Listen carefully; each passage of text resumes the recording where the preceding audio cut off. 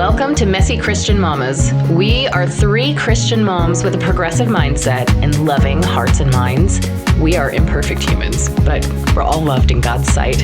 At some point, we've all felt like the church and Christianity may not have been for us, but God isn't looking for perfection. He's just looking for you. We are not experts in Christian theology, and we do not represent any particular Christian faith or church. We are simply here to be authentic, and we hope you join us on this journey.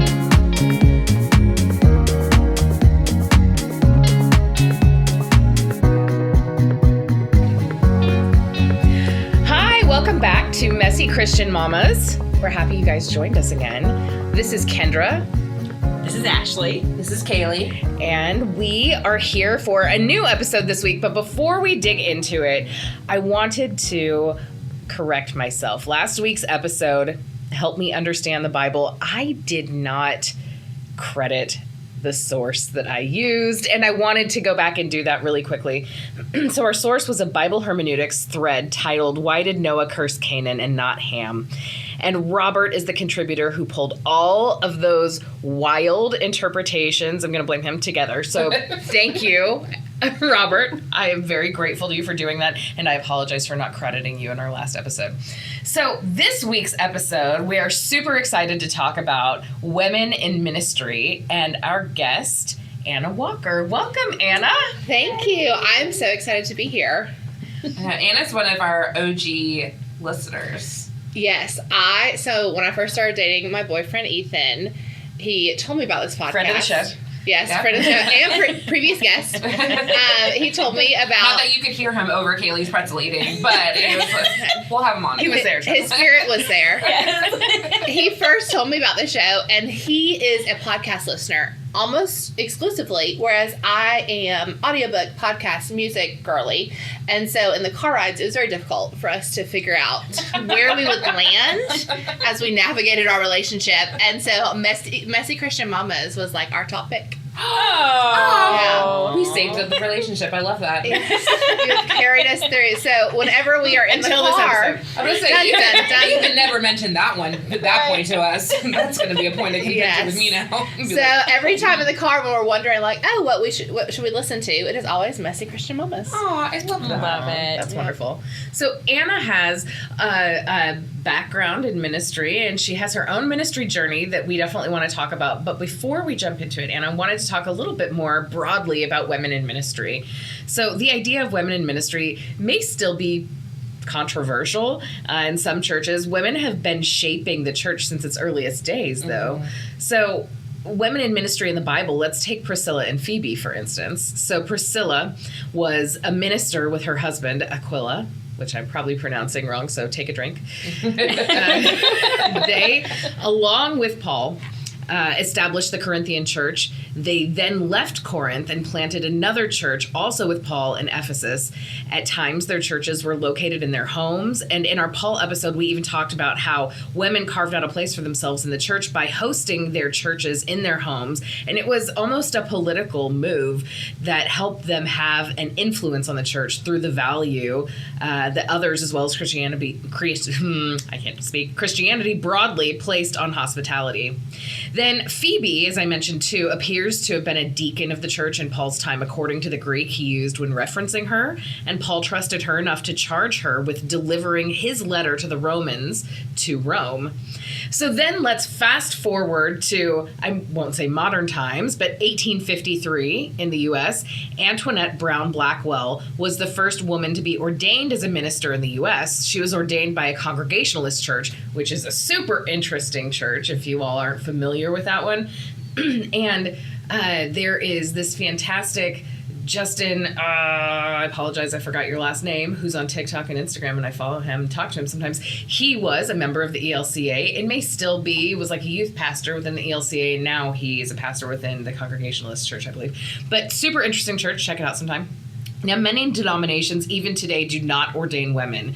So there are some, I'm just going to quickly mention some of them, like the Southern Baptist Convention, the Catholic Church, the Lutheran Church Missouri Synod, the Pentecostal Mission and Church of God in Christ, the Presbyterian Church in America, and Churches of Christ. However, many do and many ordain a lot of women and have a large pool of seminarians that are women, like the ELCA. That, Anna, I'm not sure what church you belong to, but the three of us do belong to the ELCA, the Evangelical Lutheran Church in America. And one thing I personally love about the ELCA is we even have a female bishop, which is pretty cool. Elizabeth Eaton, or Bishop Eaton, as she's known to us. And according to a report from 2022, 40% of ELCA ministers are women. And that's a pretty large number in ELCA, right? 46% of bishop positions are held by women. Amazing, right? And 54% are associate or assistant pastors. 22% are in senior pastor positions. So yay, kudos to the ELCA for doing some fantastic work getting women in the ranks across the church. Theologian Eileen Campbell Reed's 2018 report reveals that the proportion of U.S. clergy who are women rose from, in 1960, 2.3% to 20.7% in 2016. She also noted most mainline denominations have seen their proportion of clergy women rise in multiples since the early 1990s. In some denominations, like the Unitarian Universalists and the United Church of Christ, the number of women in clergy positions has pulled even with men, which is pretty cool. Now, that's not controversial for us. So women in these positions of ministry is something that we very openly accept and love the idea of. So not for these messy Christian mamas. But that brings us to Anna Walker. Now they've got a little bit of background on where women in ministry sort of stand in the world right now. Our friend Anna, one thing I love about Anna I want to mention is that we share a love of the Happy Givers. Yes. I love Happy Givers. I found that company a few years ago on Instagram. And Me too. Since then, it has been like my treat. Like, oh, I have done so well on this project. I'm going to order a t-shirt from Happy Givers. And I feel good because it's an ethical company, sustainable, and their t-shirts are just fabulous. They're fabulous. And a this is one of them. conversation I wore it starter. today. I almost wore my Listen to Women Preach shirt today. I thought you might. I was debating it all day, and then I couldn't find it the last minute. And I was like, it's okay. Decision. It's okay. Kendra wore it for you. It's fine. Yes. I put I and even in parentheses we question mark because I thought maybe you'd wear yours. I wanted to, and I couldn't find the last minute. We saw VBS. I've always loved that company, but it's always interesting when I wear some of their shirts. Especially the Listen to Women Preach, and then I have one that discusses all the ways that Jesus treats women. I have that same one too. It's so good. But people will stop me in public and have bold statements to say sometimes about it, especially when, I'm from a smaller town. Okay. And they will be very comfortable to question it and to, have a conversation about it. And I love starting those conversations. I just wish everyone would listen to those conversations. Yeah. But I do love that company, and I always feel like it's almost like a sisterhood when I see someone else wearing that shirt. I'm like, right? Oh, you know about Happy Givers? Let's talk about I feel the it. same way about you. I get so excited. One of my coworkers sent me their link one time, and she's like, I've been wanting to send this to you for a long time, but I think you would love this company. And I was like, girl, I do. So Carlos A. Rodriguez is a pastor in Puerto Rico, Yes. I believe, and he started this nonprofit company that funds all sorts of great things, and they have. I love a t-shirt. This will be my. They're great t-shirts. They're so the good. quality is good too. This is not sponsored, but if something arrives in the mail, we won't complain. The shirt quality is great. The graphics are great, and all of the theology is solid. They also do really fun stickers. Nice. I love their stickers. Yeah, they're fantastic. Anyway, one of the things that I love about you, Anna. So, Anna, I would love to understand your ministry journey. Can you tell us a little bit about that? How it started? Yeah, absolutely. So I grew up in a small town. It's about an hour north of Atlanta. It's Jasper. They are known for Jasper Jeeps, and marble, like the Lincoln Memorial, is Jasper marble. And in that tiny, tiny town, I went to the First Baptist Church. My grandfather had been the pastor there for decades. And in that Baptist church in a tiny town, women were supported in ministry. And that was the little bubble that I grew up in. Oh, cool. Because I am cooperative Baptist, which is the Jimmy Carter flavor of Baptist. Okay. And in that bubble, it was a safe place where women could preach and be celebrated in ministry. And then I went to college. And it was my first day of my undergrad classes, and a man was sitting in front of me wearing a Baptist student union. Is that what they're called? It's like the BSCU or something like yes. So they Baptist Student Campus Union or something like that. I had gone to their cookout, okay, and like everyone seemed nice enough, and he was sitting in front of me wearing their T-shirt, and it was for a men's group they had, and it had some Bible verses printed on it, and I began questioning the theology of his T-shirt, and I asked him about it because I am in some areas of my life an extrovert, and I was like, "What does your T-shirt mean?" And he was like, "Oh, well, we have a men's group where men can, get together, read the word, and talk about what it means to, lead the household, lead the church, because they are the ones carrying it." Oof. And it was like my whole world stopped. And I was like, "What do you mean?" And he was like, "Well, men are the head of the household, and men are, women are to be submissive, and that's how the church is too." And it was like my whole Baptist world just began to unfold. And I really began to understand how every denomination has a broad spectrum of theological views. And throughout college, I just began to experience more and more of that. So I never envisioned going into ministry. But when I was in college, I did a program called Student.go through the Cooperative Baptist Fellowship, where students in college and in graduate programs can sign up to go do mission work, okay, in the summer times or whole semesters. So I went to Louisville, Kentucky, and I worked with Karen refugees, which is a minority group from Myanmar. And half the summer was having like an academic program for them so they could get ready to go to school, like learning your U.S. address, learning the months of the year. And then the other half was just children's ministry. And I had the best time. I had some of the wildest adventures. Home births were involved and birthday parties with 100 people. Like, it was just a wild summer, and I learned so much. Like, your wild adventures in college were very different than mine. I did not have the typical wild adventures in college. So in that summer, I loved it, but I loved how connected the children's minister was to all of it, and seeing how ministry can be so ingrained in someone's everyday life. And I remember I had a chat with God, and I was very direct with God, as I am with way too many people. And I was like, "God, here's the deal. If my seminary is paid for and I find a job, I will do it. Okay, wherever that means, I will go to seminary, I will get a job. I will not pay a dime for that." Thinking like, "Oh, there's no way." Well, as we all know, God can just do amazing, magical things.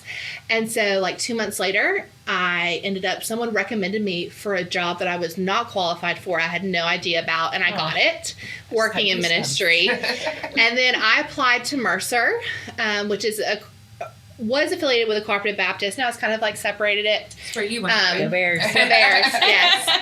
And it's expensive. Like, bottom line, Mercer is outrageously expensive. Yeah. And I was very clear with everyone around me and God that if I did not get a full ride, I wasn't going. And they offered 2 of those for that year. And I had to do all these interviews. And I remember I sat with 3 other people who went to Mercer for their undergrad and had studied religion in their undergrad. And they quoted scripture in their answers to every question.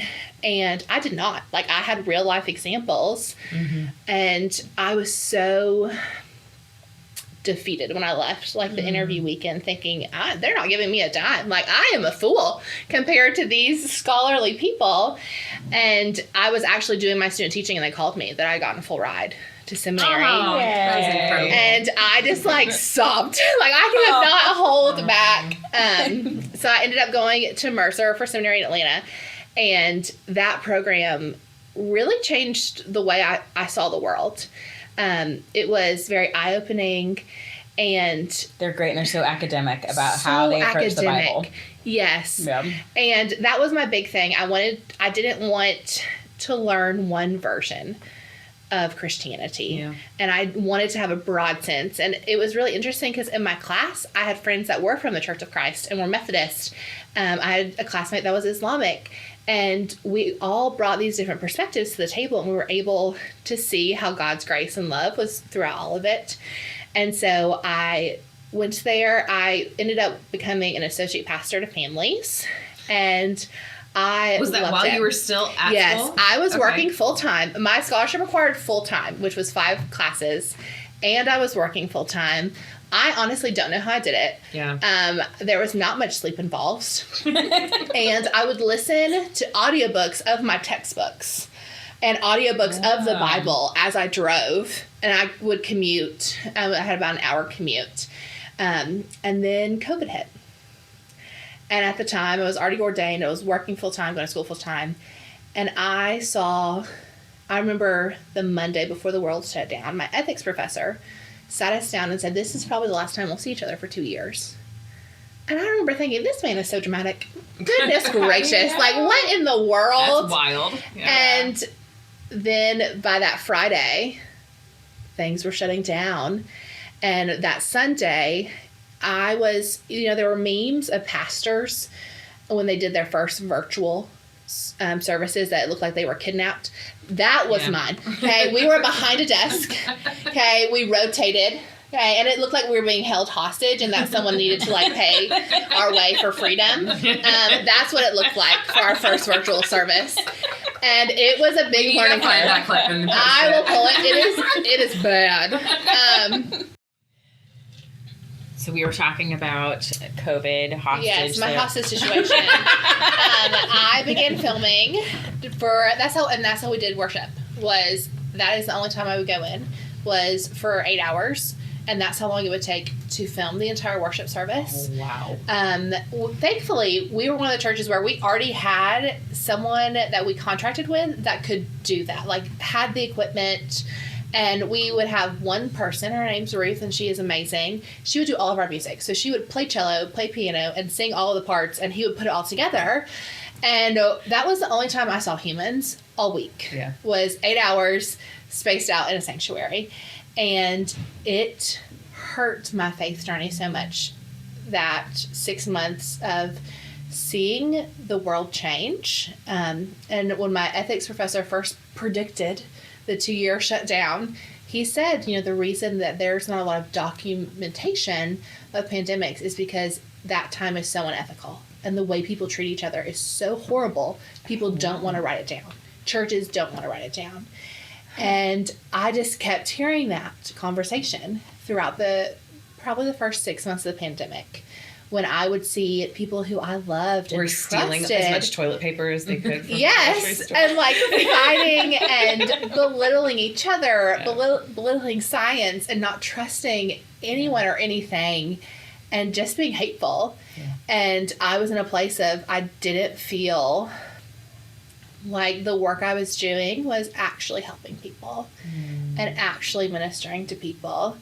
And I also came to the reality of, this job doesn't have health insurance. So if I got COVID, what would happen?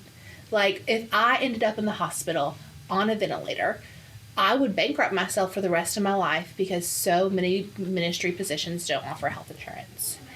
And I got COVID in October of 2020.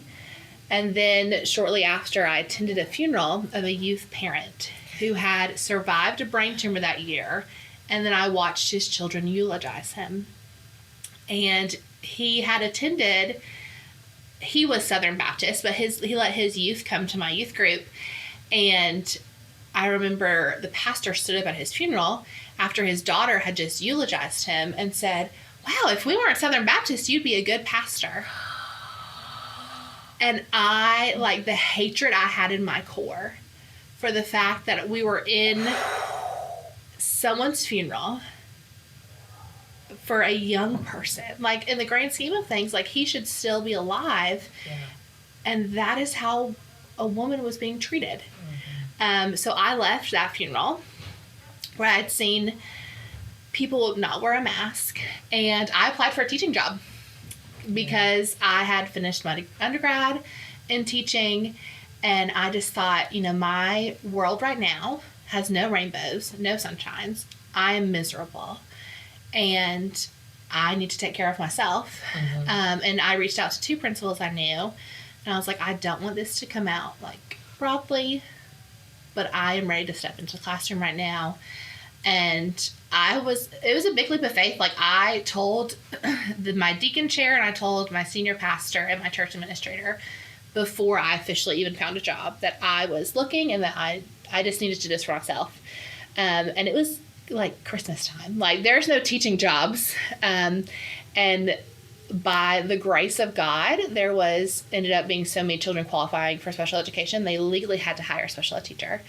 And I had not done the final paperwork to get it. So I called the state of Georgia, and I was like, how does one get a teaching certificate during a global pandemic? And they're like, oh, well, because of the pandemic, we took away all these regulations. You just have to fill out one form. I was like, you're joking. And so I filled out that one form, and within 30 minutes I had a teaching certificate. Oh, wow. And I was like, okay, God, I'm hearing you loud and clear. And I interviewed for the job via Zoom, and I was just pretty much like, if I get it, I'm going to take it. Things have lined up so well. And so I started teaching in this special ed job because it was a mixture of all the kids that had randomly qualified.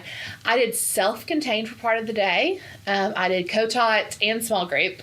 And so every flavor of special education. And it was a lot, but I began to realize that ministry is in the classroom, and it's so present in the classroom. And I would see kids once a week at church, maybe twice a week, and that was wonderful, and I loved it. But when you are their teacher, you're their adult for half of their day, half of their life, you are their adult. And I got to minister to so many kids who had never stepped foot inside a church building. Maybe it's because of their parents' religious trauma, or they have, no experience with the Christian church. I got to love those kids all day. So I took that shift, and then it was interesting navigating, okay, I'm a teacher now. I'm an ordained minister. I still love Jesus. Jesus is great. The world is a dumpster fire. And how am I going to navigate my faith? So I started attending the 75 to 95-year-old Sunday school class. And that truly changed my faith, because I got to see people who had survived horrible things still showing up for each other, still loving each other, and still bickering with each other about the same things that they've been bickering about for decades.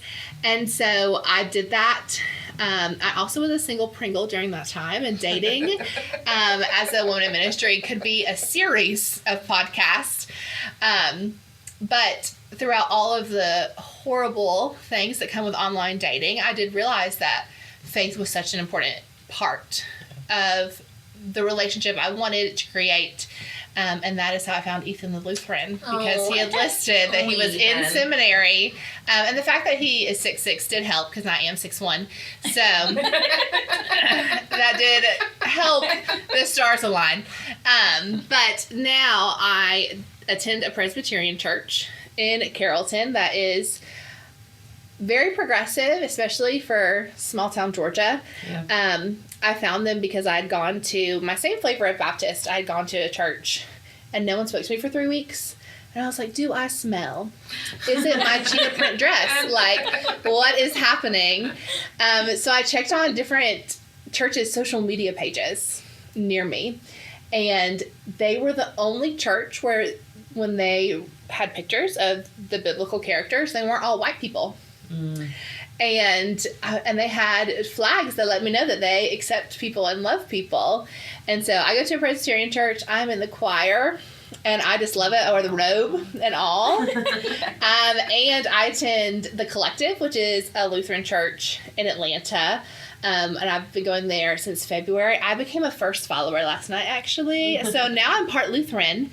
So I have all the flavors, and I just really enjoyed navigating faith within the different denominations, because there are so many different denominations and so many different ways that we can love people and learn about Jesus, and in different ways. Like, confirmation isn't something I grew up with in my flavor of Baptist, but within the Lutheran tradition, I've learned so much just from having conversations with people about what confirmation means, and that's good, and I think it's important for so many young people.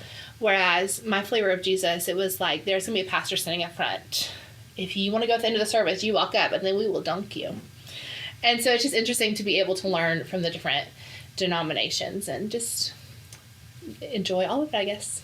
Oh, I love that. What a beautiful journey that you've had. And I love this. I place just that love you're in. how, like, you know, like, God has, like, this chutes and ladders board for you. And, like, it's, and you're so willing to go on the path that he's putting in front of you. And so many people resist those paths. And what you said about doing ministry in classroom, like, Ashley, we've talked to you quite a few times about that, and you have to be. I mean, I know there's lines that you can't cross, and there's certain things that you obviously can't come directly out and say. But just being able to be Christ-like in a classroom and showing these kids, like, God's love just through your works and through your words, like, that's so beautiful. And I definitely agree with that. And I think if more teachers had that in the back of their heads, like, what a difference.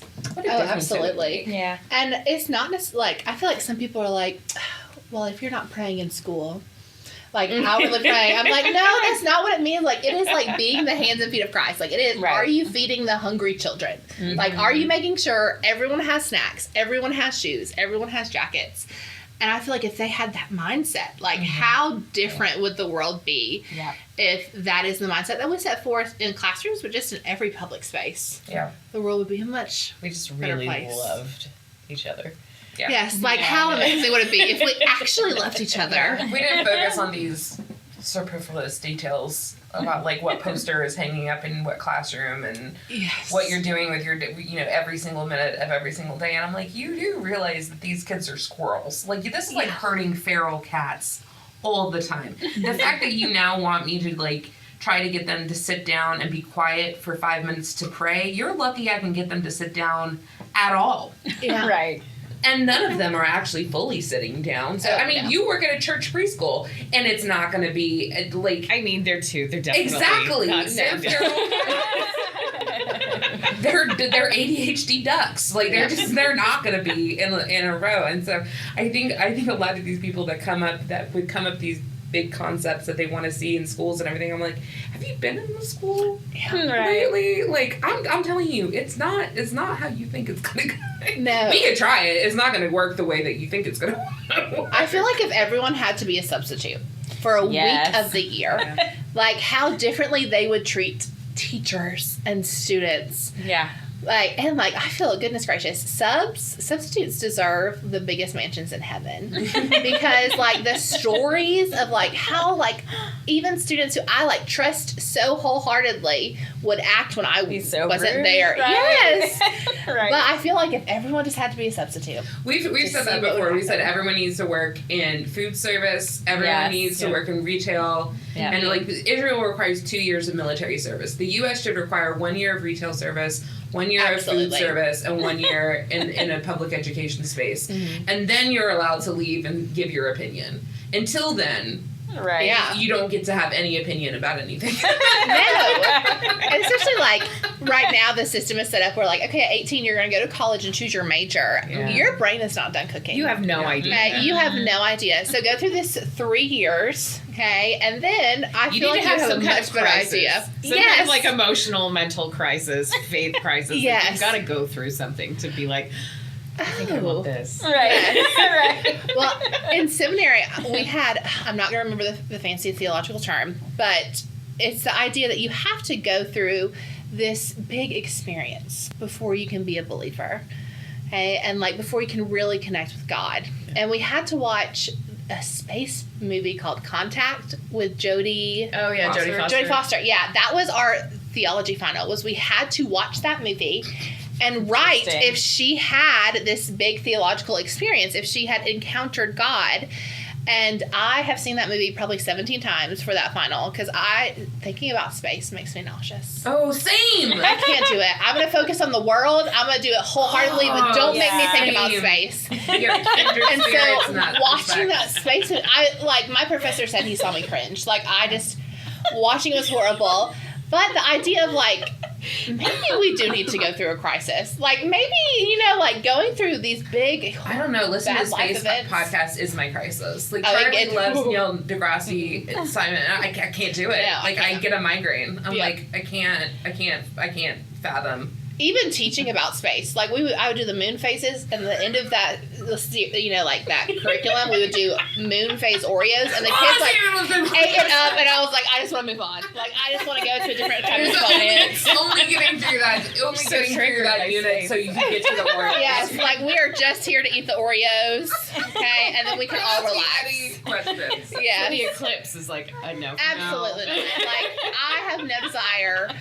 Science in general, but space especially, I'm like, no, I don't want to think about it. Like, I know it's there, and I am so glad and grateful there are scientists that are studying it, because Lord knows I'm not going to. Well, see, Charlotte wants to join Space Force and be a space scientist, and I'm like, you're going to get no support from me, like, academically whatsoever, because I have no interest. She doesn't want to go to space, though, because she's afraid Thank of heights. goodness. Well, aren't there Yeah. 2 astronauts still stuck up there? Yeah, there's That is some terrifying. Yeah. Yeah, they were supposed to be up there for I a don't watch the week. news. They went up there I don't blame in you. a Boeing sent a rocket up there. They were Boeing. supposed to be there Yeah. for a Hashtag week, and there was a technical problem, so the aircraft came back by itself.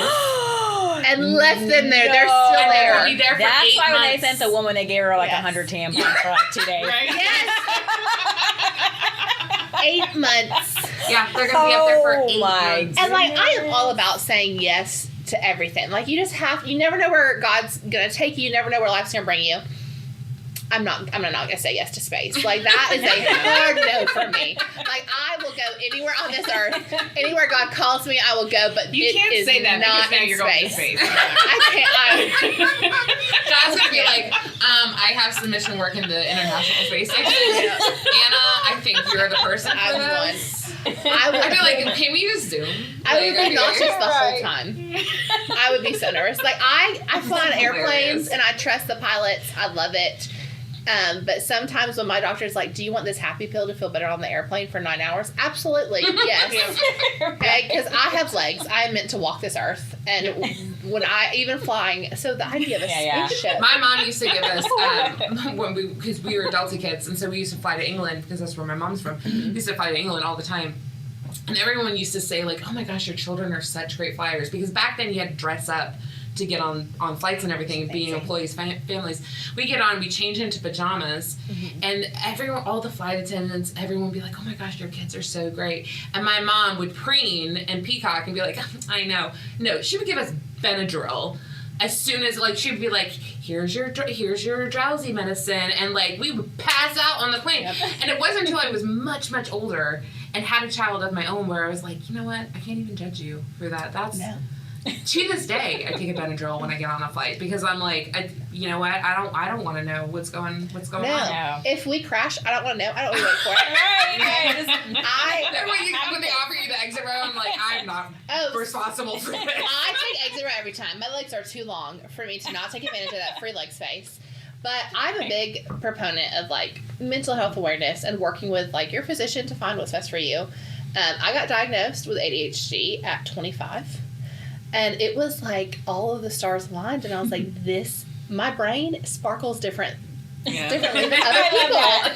And so I take sparkle medicine every morning, and it really helps me love people better. And it helps me love Jesus better. It's just better for the world. And so I used to They really need to put them in like bedazzled. Yes. Absolutely. I think I don't know, more maybe. people would take it more. Yes. If it Sounds were like a they fun were- If activity. they were Problem with it. sparkly. Yes. Proofing, I don't know. Well, for illegal adults. Right. Yes. You'd have to like show your ID. I'd be okay with I that. remember when I was younger, I was on Dexedrine for ADHD, and like they had the DARE program back then, and they would have like all the drugs up, and I would walk up and be like, I take that one. See, Okay, so I got diagnosed at 25 with ADHD with that sparkle. And it was amazing how many people in my religious circles had things to say about that. That is an episode that we are definitely have talked about doing about how taboo mental health is in the church. And it's sad that so many people in 2024, their mindset is still like, oh, we'll just pray about it or read scripture about it. And the same time I was going through this diagnosis, my coworker came to me and was like, what scripture should I use for anxiety? And she was having horrible anxiety to the point where it was physically affecting her. And I was like, you can pray and read scripture all you want, but at the end of the day, God put doctors on this earth. Right. Yeah. And worked Just saying, through don't worry doctors. about anything, pray about everything doesn't help. Yeah. Well, it's like one of these things, my argument with that has always been, like, you wouldn't not take insulin if you were diabetic, and you wouldn't not take your heart medication if you had a heart attack. So having a brain chemical imbalance is a physical, disability. And you, like, if there's a medication out there that's going to make you normal. I mean, I was on Prozac for years, and I remember the same thing, and I'm on the antidepressants now, and I remember the same thing, people being like, well, you're a Christian. I'm like, that's not a Superman suit. Those like, are not mutually exclusive. It's not a cure-all. It's not like I invited the Holy Spirit into my heart and he was like, fix everything. If that was the case, I would look like Giselle Bundchen, and I don't. So, like, I mean, just because you're... Well, and neither do you, person that just asked me that question. And I'm like, you have the option. Now, I will say, like, we've talked about, prayer has amazing... can do amazing things, and having a faith community is very, very helpful. But, like, when your brain is imbalanced, it doesn't matter how much scripture you read. Those chemicals are still going to be all wackadoo. And if there's a pill out there that makes them less wackadoo, then you might as well take it. Absolutely. And she was my academic. Can't think of the word. Advisor, yes, thank you. She was my advisor. Oh my gosh, I found a word for someone. Amazing. Her name is Dr. Angela Parker, and she's on TikTok as Boozy Bible Scholar, and she does makeup tutorials while talking about theology, especially feminist theology. Nice. Womanist theology. Okay. And she was the one who really helped me read the Bible and think about the mental health issues that the people were experiencing in the scripture. Even like the story of Legends, and thinking about, like, this man was probably schizophrenic.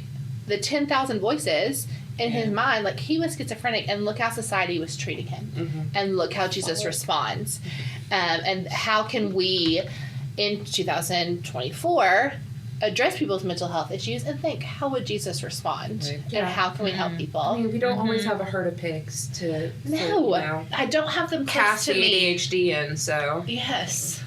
I wish I could put my sparkle on. Save the pigs. I think ADHD is... you know what? I'm going to get a shirt that says that and be like, I take Prozac to save the pigs. That's so random. But also ADHD, I don't think it's like a right and a wrong thing. It's like your brain just works differently. And also I think maybe it might be an evolutionary bump, that it's like our brains are working in a way that's more efficient, but we're just fitting into a world that's not ready for that. Yeah. Absolutely. Like, I'm able to be so productive in little spurts throughout the day. Right. Don't ask me to consistently, but I get and so much more everything. done. Yeah. Yeah. Like, last night, Ethan and I went to Atlanta to go to a church service at the Collective, and we had a conversation before the service. And after the service, I was like, okay, I've thought through the conversation, and here are my 3 points. And Ethan was like, I was at the service. And I was like, so was I. Did you also know the EMT was there and a food truck was there? And I thought through this. Like, I feel like it really is like a superpower, and I can just do all the things. But I had to address it, and I had to, and it really, I wish I would have addressed it while I was in seminary. Or, like, I often think, like, how would that have changed my journey if I had been medicated for my ADHD then? Yeah. But I feel lucky that I had it at a young age, and I asked my mom if I could stop in middle school because it changed my personality. Because I'm quiet already, and it made me, I'd never talked. Oh, yeah. But I did learn how to read, and I learned how to organize myself, and I learned how to just study and do other things to help me along the way. But I do think there's I'd be interested to see the statistics. I do think it's increasing dramatically among women. Like, I think a lot of, like, especially women who, like, millennials and stuff are now figuring out that, like, oh, we weren't, like, all of these symptoms are actually misdiagnosed ADHD. And I think, like, I talk to so many women, especially moms, that have all these, you know, textbook symptoms. And but like you talk to some guys and they just, I was like, is it just our ability to multitask? And it's just like, that's Right. a woman's evolution. It's like they're labeling it ADHD, but it's actually like, it's just hyper fixation and being able to multitask. Yeah. How many other women were in your seminary? So mine was about 50-50 women. But Gotcha. that is because it's that beautiful Jimmy Carter Flavor Baptist, and it's McAfee. But when I went to Louisville to do Student.go, we stayed with a host family that had inherited this beautiful home on the Southern Baptist Theological Seminary campus. And I just remember thinking, like, I would walk to work every day thinking, like, I am not allowed here. Like, I could never attend here. And that's where my grandparents went. They both went to seminary. That's where they met. They got married. And my grandfather was a Southern Baptist pastor, and he saw the damage that was being done. And in my hometown, at my home church, there had not been a woman to preach there until my grandfather got a stomach bug on a Saturday night and, like, told my grandmother, like, Betty, and you have to find someone to preach in the morning. So she just called one of her besties, who was a woman that was ordained in the Southern Baptist Church, to come preach the next morning. How did that? Oh, so that was before they made the decision. Before they made the decision, yes. Interesting. Okay. And so then after that, I think it was like 1990 was when they first really started, like, being rude to women. And that is what really got the Cooperative Baptist Fellowship started, was that big shift. And it was interesting the last few years is they've gotten very vocal and very, you know, like, if you have ordained women on staff as ministers, you are not allowed in the Southern Baptist Convention. They published a list of female ministers, and it had the churches they worked at, like, and It's like a witch hunt. yeah, That it is really was like a witch very hunt. And important. several of my friends were on the list. Wow. And they're like, all of these women need to be fired, or your Oh, church wow. is It's out of so the Southern interesting Baptist because, Convention. like, because the Southern Baptist, like, like decades ago, were actually pretty liberal. Like, they had come out in support of abortion, and so it's weird how big of a shift. Yeah. I mean, I've never been Baptist. I've never gone to a Baptist church, so I have no knowledge of the history of the Southern Baptist Church. But it is just to see the pendulum. Being a history major, I had learned all of it, and I took feminine history, and to see them going from a supporter to a pretty big opponent, I was like, where Our did that associate pastor pendulum- that just retired, she went to seminary in a Southern Baptist seminary, and right as she graduated, the decision was made. And it's just awful to think of all of the women who have the gifts to be in ministry Right. are being stopped Yeah. and being told it's not a place for you. And so many of my seminary professors were Southern Baptist. They were working at Southern Baptist seminaries, and they had to leave, and they didn't have the Wow. option. And I remember 2 summers ago, I went to Europe, and I'd saved for years and, like, doing this trip, and it was our last day. We were in Greece, and the table next to us was 2 couples who were Southern Baptist, and they were talking about it because it was like that same week where they were having the conference and voting in the U.S. And the men were saying, well, like, oh, it's so right. Like, this was a good decision, is what needed to be done. And I just remember, of course, eavesdropping, because that is how my brain works. Like, if I hear a good conversation happening at the table across, like, Yes, our of dinner course. conversation is done. Stop talking Yeah, to me. right. You know, like, don't even chew too loud. Like, I am listening. And I remember, and we were sitting close too, so that did help. The women didn't say a word. Yeah. And I'm like, this isn't a conversation where you're inviting women's voices to contribute. You are putting duct tape over their mouth and not allowing them a seat at the table. And so it is interesting navigating a world where, even though there are some denominations and some branches of denominations that are being so welcoming to women and encouraging it, it is still a sad reality that so many women are being told that they can't or they're not good enough. Right. And how many like capable women leaders do you know of? Like I think there's so many women that are just very capable leaders. And so you're talking about like where so he's It's like our multitasking, right? We're very good at it. Right. And like and being able to be personable with people and the organization of everything. Just having emotional intelligence too at the same time you're doing it, right? You know, it's so important in ministry to be able to have all that. And you have to you have to be able to compartmentalize. You have to be able to be hard. You have to be able to be soft. And I think women navigate that so well and so beautifully that to me, it's so crazy in 2024. But I feel this exact same way about having minorities in leadership positions, having homosexuals in leadership positions.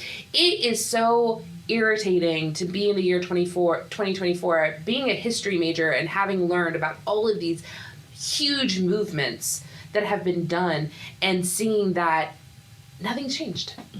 Yeah. There was all this energy and there was all this momentum and there was all this change, and because of people being scared and letting fear dictate the status quo taking precedent over all, is just like that threatening of power, and there's enough people still in power to enforce this. Is so irritating. And it's just one of these things, and we've talked about it before, where I'm just like, if everyone just was okay with being uncomfortable, if everyone was okay not being liked and stating their opinion and then backing it up with action, instead of just saying, hey, we don't agree with this, but then actually like going forward with it. I mean, I'm sure there are plenty of women in the Southern Baptist churches that are like, this sucks. Like, this is not great. But it's one thing to say this sucks, and it's another thing to stand up and be like, okay, well, what are we going to do about it? So, Anna, was it controversial in your family that you made the decision to go to seminary? No, because my grandfather had always been in big support of women in ministry. He, like, in Baptist world, for anything to happen, you have to have a motion in the second. And he made the motion to start the Georgia Cooperative Baptist Fellowship. And he wrote it on a napkin and then was, like, the guy next to him, like, they were besties. And so they worked together to, you know, do all they could to start it, help get it started. But also, he was very intentional. Like, when we were growing up, he was the adult that took us to church. And we saw women leading, and his big thing was like, if you want something done in the church, you get a woman to do it because they will get it done. And so it was not controversial within my family. One of my half sisters, she was the only one who was like, what do you mean you're not going to be a teacher? But other than that, it wasn't too big of a deal. I did have a Now she's happy. One of my teachers, like, I'm doing both. I just do with all the things, juggling all the things. But one of the teachers I had from my hometown, her name is Miss Rutledge, and she is just an angel. She would send me children's books when I was in undergrad for holidays to start my collection. And I was really nervous to tell her that I decided to go to seminary. And I don't know why I was nervous. And she was so happy for me. And the next holiday, she sent me a children's book. And I'm pretty sure it's about Priscilla, but it talked about how God gives all of us gifts. Yeah. And some of them are teaching, and some of them are teaching about God. And it was just like, I remember sobbing when I opened the Amazon box because it was I've got a lump in my throat sweet. now. That's so sweet. You know, it is so true. Like, God gives, we all have such wonderful gifts. And I just want everyone to be able to live in a world where they can, you know, grow in their gifts and show them off to the world and not feel like they're held back because of their gender or their race or their sexual orientation. Like, everyone deserves to share their gifts with the world. Absolutely. Yeah, to be able to actually showcase your gifts is such a gift in itself. And like, we're so blessed to be in congregations and in, you know, denominations that do support not only just women but minorities and homosexuals in order to be in positions. That's not the norm. And it can be really difficult to find those spaces as women, as homosexuals, as anybody that's in the rainbow, as anyone dealing with mental illness, mental health issues. Like, all of that makes it difficult to find that space. Or you're like pigeonholed and be like, there. oh well, you can do it, but you can only do this ministry. Like, you can only do music ministry. Or you can only, if you're a woman, you can only do children's ministry. Right. And still kind of trying to pigeonhole you into these gender roles. And you're just like, well, I don't want to do that. That doesn't... I'm talking as someone who's in children's ministry, but like, if I didn't like children, like, I wouldn't want to be forced to you want to have that options. thing.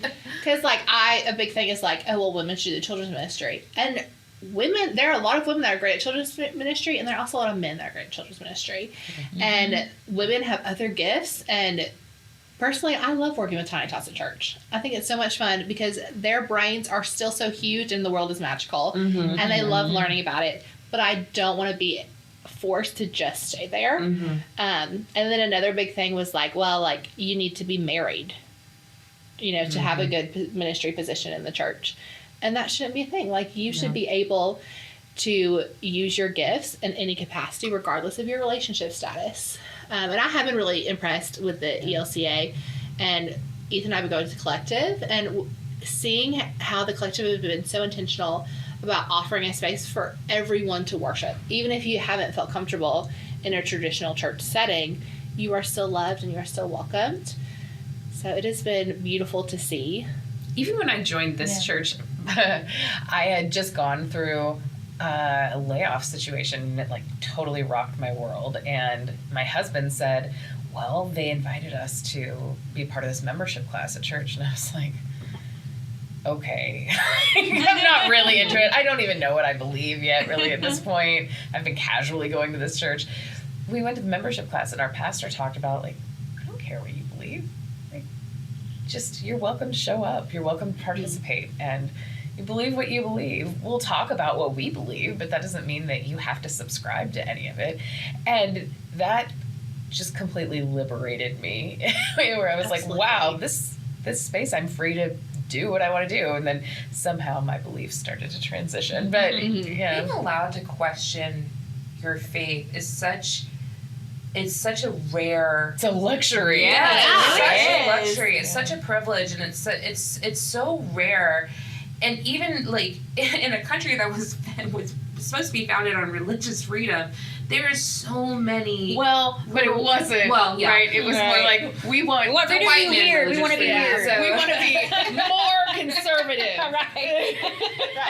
But you have this thing where you're just like, you know, it's like the home of the free, and I'm like, but there, how many chains are put on people using religion in order to get people to stay small and stay in like under to be oppressed, and like religion has been used for that for centuries, beginning of time. And for millennia. So it's one of these things that is such a luxury to be able to say, like, I don't know, or I don't know if I believe that, or I don't think that's true, and not be like, oh God, am I going to be excommunicated for questioning this story, to be questioning this concept, and to know that you're in a safe space to be able to question those things. It is such a luxury.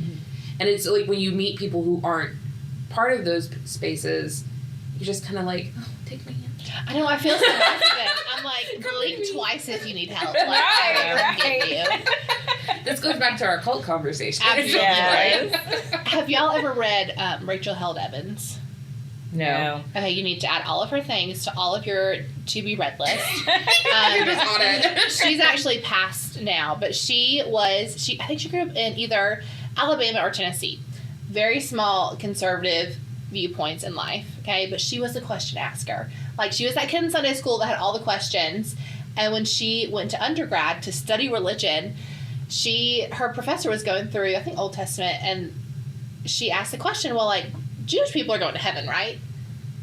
And he was like, absolutely not. Like, you have to accept your Lord and Savior. And she raised her hand even higher and goes, so you're telling me the Jews in the Holocaust are in hell? And her brain just exploded. And she started to navigate through her faith. And she went on to write several books about how she found God in the questions. Okay? And she found a whole new community where she had a safe place to ask those questions. And she's a great author, and then she was friends with Nadia Bolz-Weber. So that is one of my favorite female ministers. So magical. I love her. Wonderful. She's sparkly. Yes, Right. she is so sparkly. She's just so grounded and down to earth. She Yeah. curses. She curses You so know I much, love and like her. it's so fresh. She's in refreshing. recovery. Yeah. Like, she's just wonderful. She's an ELCA pastor. She was at a church in Colorado. I don't think she's there. No, I think she anymore. left since then. But she's like a famous author now. And Yeah, and Yeah. it's been interesting watching their friendship because Rachel Held Evans, like you look at her and you're like, you are from the South. You are a good Baptist woman from the South. Okay, like that is like stereotypical, what you would think of. Naughty Bolts-Weber does not look like that. Okay, Yeah. she is tattoos, pixie cut. Well, that's how me and my best friend are. And I was like, wow, there is the Shelby to the Anna. Like there is the Nadia to the Rachel. But it's just such a beautiful representation that women across the board can come together and have those big conversations, Yeah. can question things if they are given a space to do it. that's what I am planning to go to seminary I'm myself. so excited for I've you. made this decision, and yeah, so everybody send all of your thoughts and prayers that I will get a full scholarship Full from scholarship. the ELCA. Yes. Please, thank you. Planning to enter next fall. She's going to be paid to do these deep dives. Uh, And We'll see. Ashley and I will be dragged along into the abyss with her. So. But I sat down with our former associate pastor, and she recommended Rachel Holt Evans to me as She is well. so good. And it's like, so reading her books and her blog, it's like someone is holding your hand and walking you through all the big questions. And it's just so comforting because I always am so in awe of women because I grew up in a safe place for women ministry. Mhm. But even one of my closest friends, she went to seminary with me. She was Church of Christ. Oh, And yeah. women weren't allowed to clean the pulpit at some of the churches that she had worked at. And No because they instruments. couldn't touch Like- it. Yeah, no instrument. I couldn't imagine. Yeah, right. And seeing her faith journey of she just really believed that God had called her to be a minister regardless of what her original faith family had told her. And it's just so amazing how strong women are. Yeah. To So work through all these brave, right? adversities. Yeah. Yeah. Like, why do we think we have the right? Oh, goodness. I love it. Like, The audacity we the have. audacity The women audacity. have. Well, we talked about that like in the show Pelagius that we just went and saw. There's a major scene where a woman, this is set in like 400 AD, and she writes a letter to Pelagius, and she wants to be a mother, and she's being kind of forced by her family to be like a virgin and to go would basically work at the church and be a bride of Christ. And she's like, I want to be a mom. Like, I want to be a wife. I want to have I have desire. I have creativity. I have passion. But I'm being told that I'm wrong. That these are bad things. That I am the embodiment of original sin. What do I do? What I feel closest to my Creator when I'm feeling passionate and feeling desire. And he writes back in 400 AD saying, you're right. All of this springs from God. Your creativity springs from God. Your passion springs. It's okay to have desire. It's okay to be passionate. It's okay to be Christian. To be creative. It's all connected to God and everything. And I'm like, there were men back in 400 AD. Jesus will be one of them who supported women in ministry. You have men in 400 AD. Why are we taking so long to catch up? Like, it's just, there's, and I have such admiration for men who are in positions of power, who do come out in support of women in ministry and women in power, that do say, hey, this is a safe place. We want you to be a part of our team. We're not going to try to pigeonhole you into these, certain slots. I want your opinion. And I have true admiration. And I've seen quite a few men make that change over, in positions of power. And you just pray that it continues and Yeah. Absolutely. the ball continues to roll. But Because it's sad that it is refreshing when a man of power speaks up for women. Yeah. And it shouldn't be refreshing. Yeah. Like, it should be the norm. Right. And it's The so norm. frustrating. And even looking at the world news and at Afghanistan and how silenced those women are, who is going to speak up for them? And I look at the Southern Baptist Church and I'm like, these women are silenced, and who is going to speak up for them? Whereas in 418, there were people speaking up Yeah. for them. And it is sad to look at history and see the times where women have continued to be silenced when God is speaking through them and God is speaking through everyone. And we just need to give people a mic so that people can hear them. It's just, Yes. it's like when people laud fathers for going to like birthing appointments. Yes. Or like taking care of their kids, and they're like, "Oh my gosh, he's such a good husband. He's babysitting his children. He's a dad. Yeah, that's those his are his children. That's Yes. not babysitting. That is doing his job. Yeah. Like you like, and it's just like this sugary.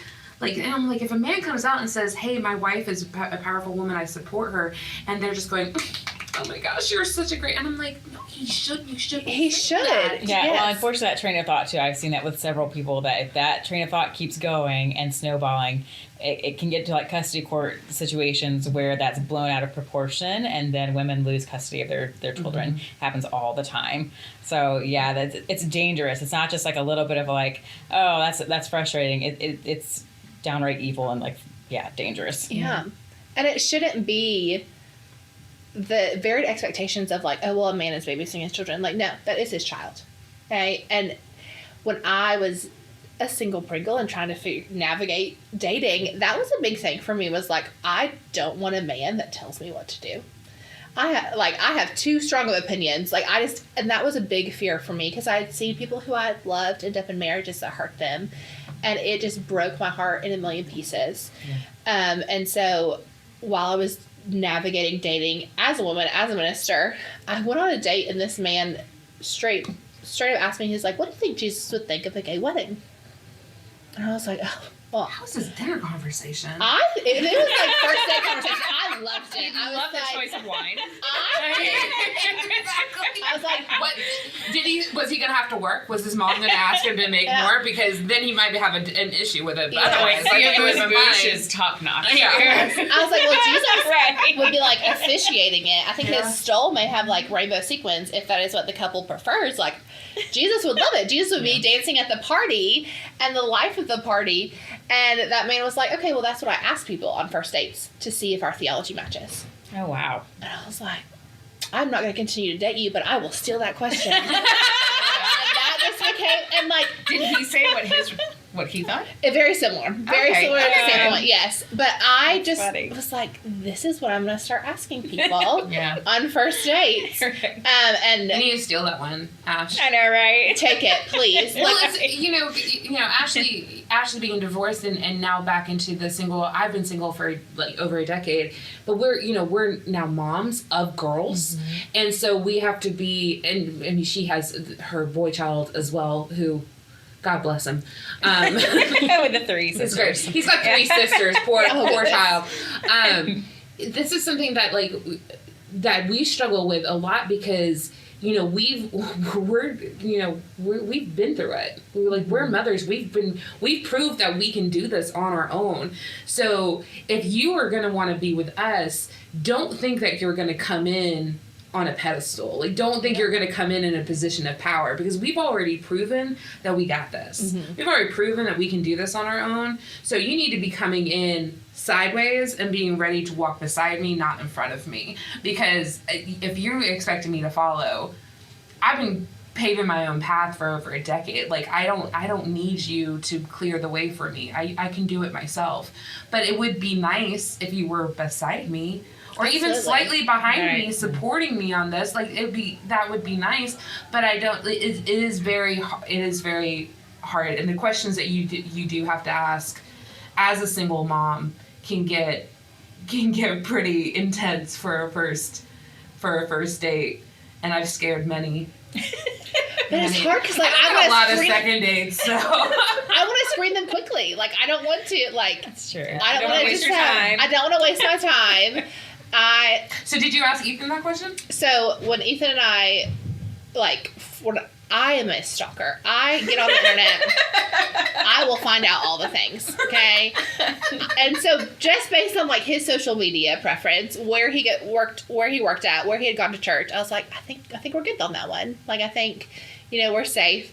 But on our first date, we went to a brewery in Noonan, and we're in line to order.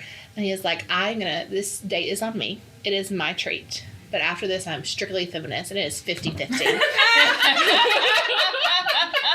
I don't feel that way anymore. And I was like, absolutely. You can pay. I'm gonna say, as a single mom who doesn't get child support, I'm like, I mean, I'm a feminist.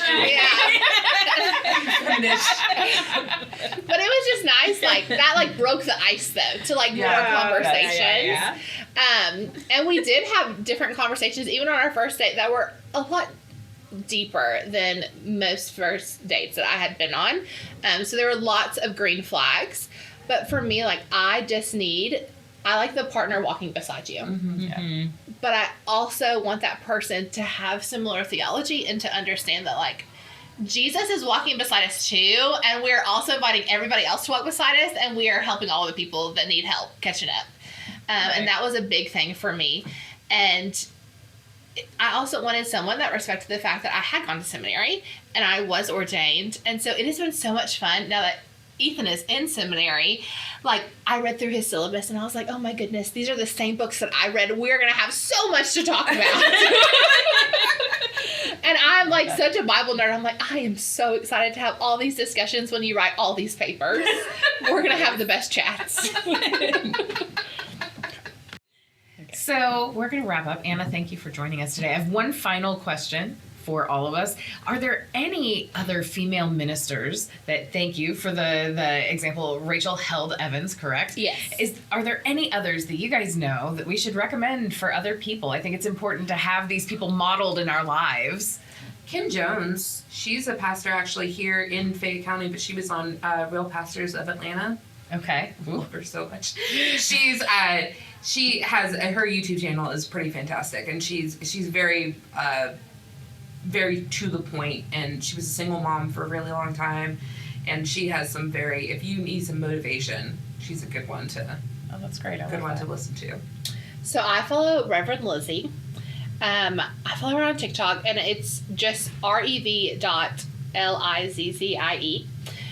She's an Episcopal priest, and she will say, like, she is the Elle Woods of women in ministry, and like she is that what Ethan sent me today? The probably the blonde. Yes. Yeah, he sent me that today. Like, she is gorgeous and very feminine.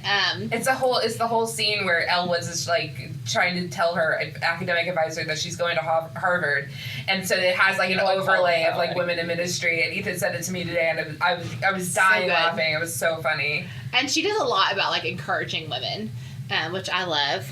But I do love Boozy Bible Scholar. That's Dr. Angela Parker on TikTok. And I think she may be on Instagram too. But hers are just so entertaining because she does a makeup tutorial and sometimes makes a cocktail while talking about womanist theology. I mean, she just sounds like she's my kindred spirit. She just sounds like she's me and from an your twin flame. Yeah. I cried so much in her office. I love that cult reference. Right? Yes. I can't think, but Nadia is one of my favorites too. What's her name? Boozy what? Boozy Bible Scholar. Bible Scholar. It's the first one that comes up. She is fantastic. And it was interesting, like, some of Ethan's seminary professors, like, will repost her stuff and vice versa. And so I just love, like, seeing different denominations, like, just intermix. Because for me, like, I feel like so often we box people in by their denomination. Right. Mm-hmm. And we shouldn't, because we should be sharing with each other and learning from each other. But Rachel Held Evans, fantastic. Nadia Bowles-Weber is really good. Sarah Bessie is fantastic. She's on Instagram and Facebook, and she has written several books. And then Kate Bowler.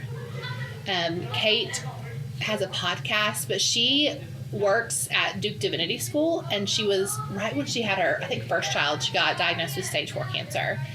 And she has just really dug deep into looking at when people say, like, oh, well, everything happens for a reason.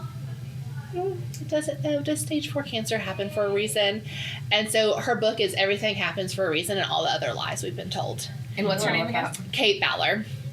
And she does different daily prayer books that are just really authentic. I think it's like I'm already following her.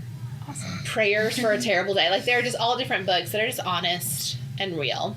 And a lot of them, you'll notice, like, once you start following them, they share each other's stuff and they lift each other up and encourage each other, which is just very refreshing. I love that. Yeah.